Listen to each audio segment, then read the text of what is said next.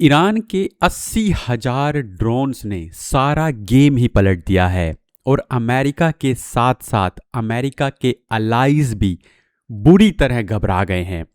America के allies में Saudi अरब, UAE, Qatar और जॉर्डन ने अमेरिका को अपना एयर स्पेस इस्तेमाल करने से साफ साफ मना कर दिया है। अमेरिका और उसके सहयोगियों के डर का कारण है ये रिपोर्ट। डिफेंस एशिया सिक्योरिटी की इस रिपोर्ट में एक चौंकाने वाला दावा किया गया है। ये रिपोर्ट कहती है कि ईरान के पास 80,000 ऐसे ड्रोन्स हैं जो किसी भी युद्ध की दिशा को बदल सकते हैं और ईरान हर रोज 400 ऐसे ड्रोन्स का प्रोडक्शन कर सकता है, जिसमें रूस भी ईरान की मदद कर रहा है।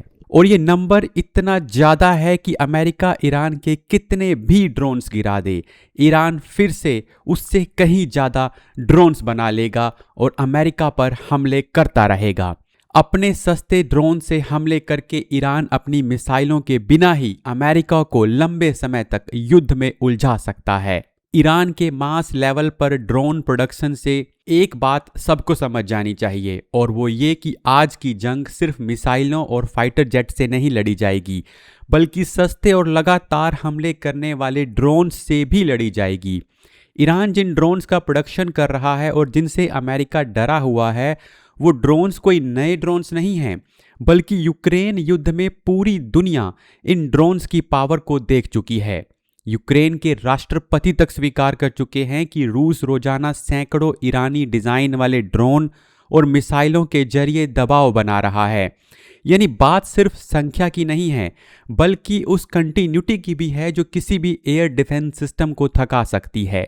यहीं से सवाल उठता है कि क्या ईरान ने ड्रोन को सिर्फ एक हथियार नहीं बल्कि एक रणनीति बना लिया है, और अगर ऐसा है तो इसका असर सिर्फ इस युद्ध तक सीमित नहीं रहेगा। तो ईरान के उन ड्रोन्स का नाम है शाहिद 136। अब समझते हैं कि किस तरह से शाहिद 136 इतने खतरनाक हैं।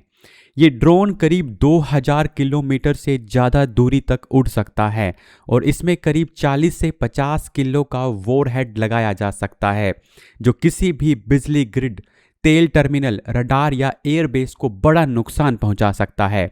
ये कोई हाईटेक स्टेल्थ ड्रोन नहीं है, बल्कि एक पिस्टन इंजन से चलने वाला सिस्टम है जिसे जानबूझकर सस्ता और बड़े पैमाने पर बनाने लायक डिज़ाइन किया गया है। यही वजह है कि इसकी लागत कुछ $1,000 से लेकर $2 लाख के बीच बताई जाती है, जबकि इसे गिराने के लिए इस्तेमाल होने वाली एयर डिफेंस मिसाइलें कई लाख या कई मिलियन डॉलर की होती हैं। इस तरह की जंग में जंग जीतने का पैमाना टारगेट को हिट करना नहीं, बल्कि दुश्मन को आर्थिक और मानसिक रूप से थका देना है।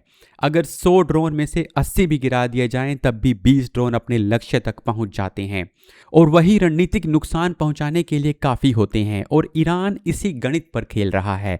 वो जानता है कि जो लेटेस्ट एयर डिफेंस सिस्टम्स हैं वो इतने परफेक्ट नहीं हैं। अगर लगातार हमले किए जाएं तो कुछ हफ्तों में सिस्टम दबाव महसूस करने लगते हैं, और अगर एक साथ बहुत सारे ड्रोन्स छोड़ दिए जाएं तो कुछ ना कुछ तो टारगेट पर जरूर हिट होंगे। पिछले वीडियो में मैंने बताया था कि कैसे मिसाइल्स को भी इसी रणनीति के तहत छोड़ा जा सकता है, जिसमें सैकड़ों मिसाइलें एक साथ हमला करती हैं। लेकिन अगर उन महंगी मिसाइल्स की जगह ये सस्ते ड्रोन्स ले लें तो मिसाइल्स को और मुश्किल और खतरनाक मिशंस के लिए इस्तेमाल किया जा सकता है। इससे ईरान की ताकत पहले से कई गुना बढ़ गई है, जितना अमेरिका ने प्रेडिक्ट भी नहीं किया था। अब समझते हैं कि ईरान ने इतना बड़ा ड्रोन नेटवर्क कैसे खड़ा किया। देखिए, ईरान की जो ये क्षमता है वो अचानक पैदा नहीं हुई है। इसकी जड़ें ईरान इराक युद्ध के दौर तक जाती हैं, जब ईरान ने सीखा कि किस तरह रिस्ट्रिक्शंस के बीच खुद पर निर्भर रहा जाए। दशकों के सैंक्शंस ने ईरान को हाई एंड टेक्नोलॉजी से दूर रखा, लेकिन इसके बदले उसे रिवर्स इंजीनियरिंग, सस्ते विकल्प और बड़े पैमाने पर उत्पादन में माहिर बना दिया। शाहिद प्रोग्राम इसी सोच का नतीजा है। ये एक ऐसा ड्रोन है जिसे अलग अलग जगह पर छोटे छोटे यूनिट्स में बनाया जा सकता है।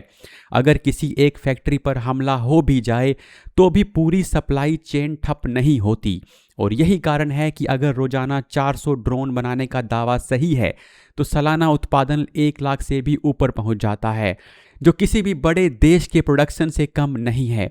यूक्रेन युद्ध में ईरान और रूस के बीच इस क्षेत्र में सहयोग को और भी गहरा कर दिया है। रूस ने शायद ड्रोन को बड़े पैमाने पर इस्तेमाल किया है और बदले में उत्पादन तकनीक और स्केलिंग का अनुभव ईरान के साथ साझा किया है। इसका मतलब यह है कि ईरान सिर्फ ड्रोन नहीं बना रहा, बल्कि उन्हें युद्ध के अनुभव के आधार पर लगातार इम्प्रूव भी करता जा रहा है। लेकिन अगर ईरान के पास इतनी बड़ी संख्या में ड्रोन हैं तो इसका मतलब ये नहीं है कि वो कल ही खुला युद्ध शुरू कर देगा। ईरान की रणनीति यहाँ पर दबाव बनाने की लग रही है। पर्शियन गल्फ में ये ड्रोन समुद्री बंदरगाहों, तेल निर्यात की सुविधाओं को निशाना बना सकता है, जिससे सीधा आर्थिक असर पड़ेगा। इजराइल के खिलाफ अगर इन ड्रोन्स का इस्तेमाल किया जाता है तो उसका मकसद एयर डिफेंस सिस्टम को थकाना होगा, जहां पर ड्रोन की लहरें पहले भेजी जाएं और महंगी इंटरसेप्टर मिसाइलें खत्म की जाएं। लेबनान, सीरिया, यमन जैसे क्षेत्रों में ईरान के सहयोगी नेटवर्क इस दबाव को कई दिशाओं से लागू कर सकते हैं, जिससे किसी भी देश के लिए प्रतिक्रिया देना मुश्किल हो जाता है। ये एक ऐसी जंग है जिसमें नुकसान धीरे धीरे होता है, लेकिन उसका असर गहरा और लंबे समय तक होता है। यही कारण है कि अब सैन्य योजनाकार सिर्फ इंटरसेप्शन रेट पर नहीं, बल्कि इस बात पर ध्यान दे रहे हैं कि वे कितने दिनों या हफ्तों तक लगातार हमले झेल सकते हैं। अभी हाल ही में खबर आई कि अमेरिकी नौसेना के एक फाइटर जेट ने एक शाहिद 139 ड्रोन को मार गिराया है। अमेरिका का कहना है कि ये ड्रोन आक्रामक तरीके से अरब सागर में तैनात अमेरिकी aircraft carrier USS Abraham Lincoln की ओर बढ़ रहा था और उसे F-35C फाइटर जेट ने गिराया है। ये एयरक्राफ्ट कैरियर ईरान के दक्षिणी तट से सिर्फ 805 किलोमीटर की दूरी पर था। इससे पता चलता है कि शाहिद ड्रोन ने अपना काम करना शुरू कर दिया है। तो ईरान के बड़े लेवल पर ड्रोन प्रोडक्शन से एक बात क्लियर हो जाती है, और वो ये कि कोई देश अगर सस्ता हथियार जल्दी और बड़ी संख्या में बना सकता है तो वो तकनीकी रूप से बेहतर लेकिन लिमिटेड रिसोर्सेज वाले देश को भी रणनीतिक दबाव में डाल सकता है।